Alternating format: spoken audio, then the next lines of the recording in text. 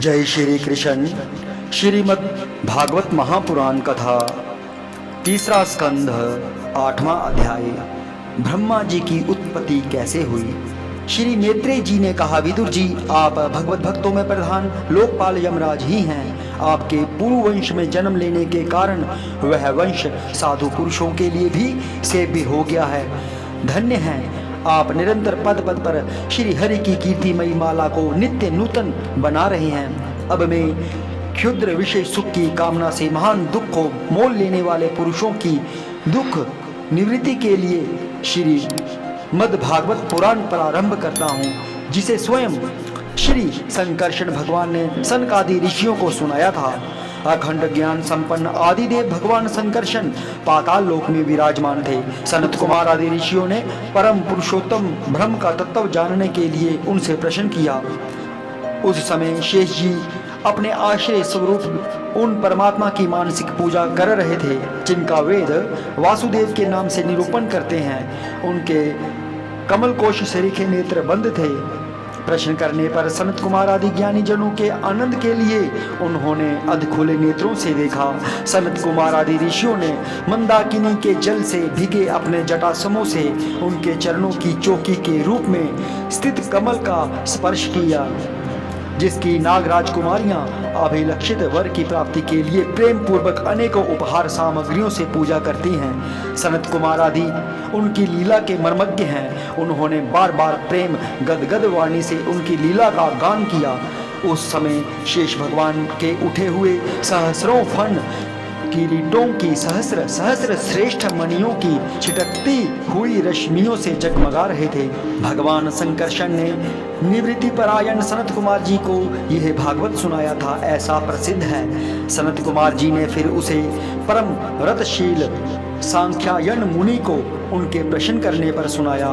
परमहंसों में प्रधान श्री सांख्यायन जी को जब भगवान की विभूतियों का वर्णन करने की इच्छा हुई, तब उन्होंने अपने अनुगत शिष्य हमारे गुरु श्री पराशर जी को और बृहस्पति जी को सुनाया।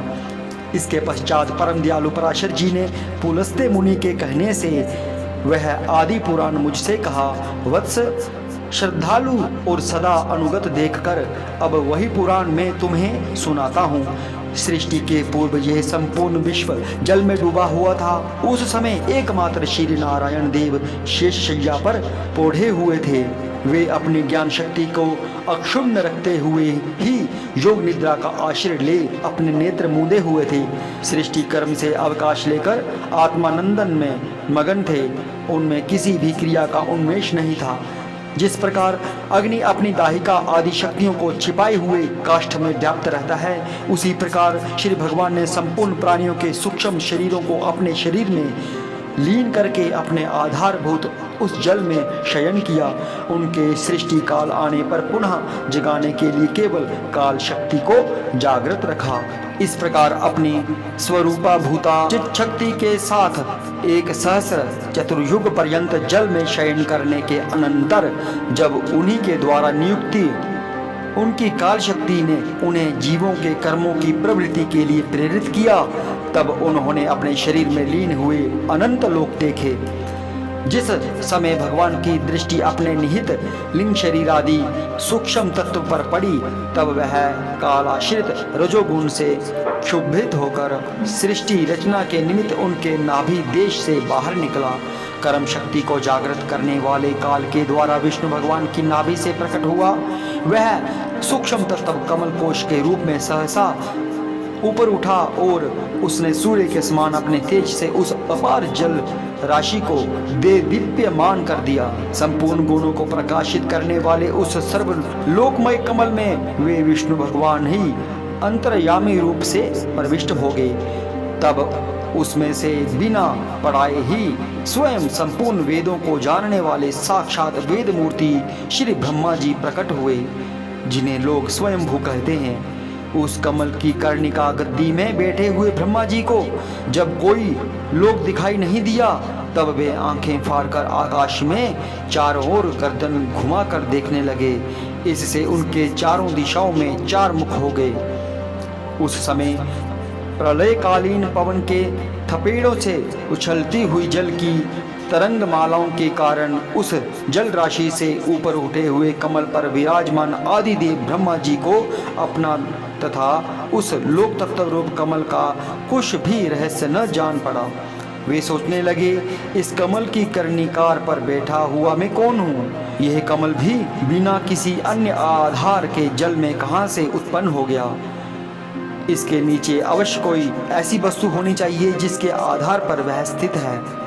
ऐसा सोचकर उस कमल की नाल के सूक्ष्म छिद्रों में होकर उस जल में घुसे, किंतु उस नाल के आधार को खोजते खोजते नाभि देश के समीप पहुंच जाने पर भी वे उसे पा न सके। विदुर जी उस अपार अंधकार में अपने उत्पत्ति स्थान को खोजते खोजते ब्रह्मा जी को बहुत काल बीत गया। यह काल ही भगवान का चक्र है जो प्राणियों को भयभीत करता रहता है। अंत में विफल मनोरथ हो वे वहां से लौट आई और पुनः अपने आधारभूत कमल पर बैठकर धीरे धीरे प्राणवायु को जीतकर चित्त को निःसंकल्प किया और समाधि में स्थित हो गए। इस प्रकार पुरुष की पूर्ण आयु के बराबर काल तक अच्छी तरह योगाभ्यास करने पर ब्रह्मा जी को ज्ञान प्राप्त हुआ। तब उन्होंने अपने उस अधिष्ठान को, जिसे वे पहले खोजने पर भी नहीं देख पाए थे, अपने ही अंतःकरण में प्रकाशित होते देखा। उन्होंने देखा कि उस प्रलयकालीन जल में शेष जी के कमल नाल सदृश गोर और विशाल विग्रह की शैया पर पुरुषोत्तम भगवान अकेले ही लेटे हुए हैं। शेष जी के 10,000 फन छत्र के समान फैले हुए हैं। उनके मस्तकों पर किरीट शोभायमान है। उनमें जो मणियां जड़ी हुई हैं उनकी कांति से चारों ओर का अंधकार दूर हो गया है। वे अपने श्याम शरीर को आभा से मरकत मणि के पर्वत की शोभा को लज्जित कर रहे हैं। उनकी कमर का पीतपट पर्वत के प्रांत देश में छाए हुए सायंकाल के पीले पीले चमकीले मेघों की आभा को मलिन कर रहा है। सिर पर सुशोभित सुवर्ण मुकुट सुवर्णमय शिखरों का मान मर्दन कर रहा है।